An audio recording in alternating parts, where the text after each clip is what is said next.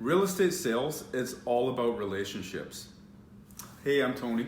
So one of the things that I regularly talk to my team about is, as an industry, our dependence on automation. You know, we automate our emails, we automate our follow-ups, we automate. And so what ends up happening is we basically automate our job to some extent when it comes to searching for homes for people. A lot of agents across the industry, not just here in KW, but I'd say across the entire country, across the entire continent, we rely heavily on getting a client's contact information, putting it into Matrix, and then just letting Matrix do all the legwork, finding the properties and then distributing it to the buyer.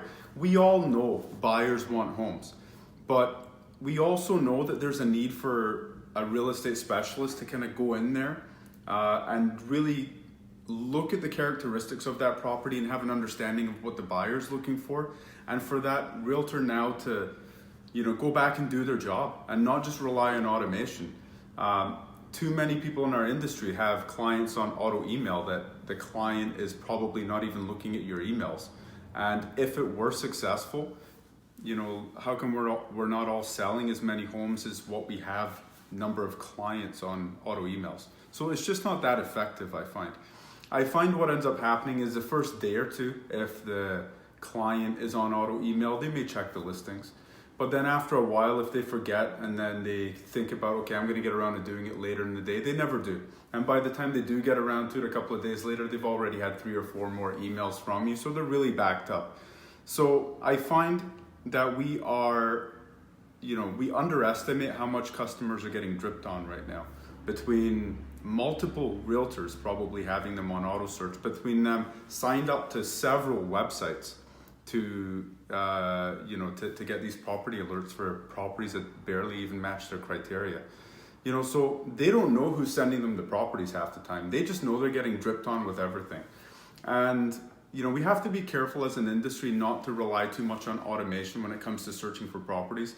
An agent's job is supposed to be to dig, to find what that buyer's looking for, to truly understand that buyer's needs, and then go on a search and then send it to them. Now we have this amazing feature on Matrix called Concierge, where it comes to the agent first, the agent approves it or they don't approve it, and then it goes on to the client.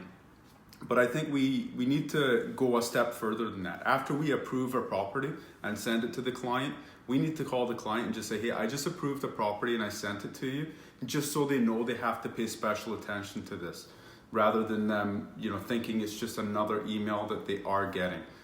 So that is something that we work on heavily with our team.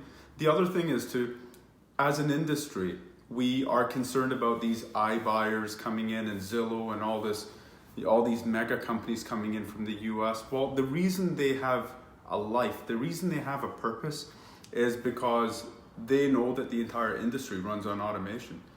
Most of them are web-based, they're virtual.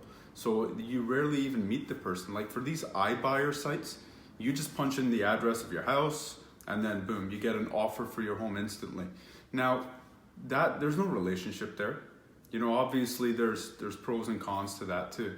But we have to be careful that we don't extinct ourselves as an industry by relying solely on automation. It's a human touch, it's a people business, it's a relationship business, there's emotions involved, and we need to be able to speak intelligently to that. So those are kind of some of the things that we talk about as a team.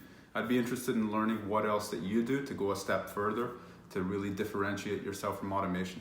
See you guys.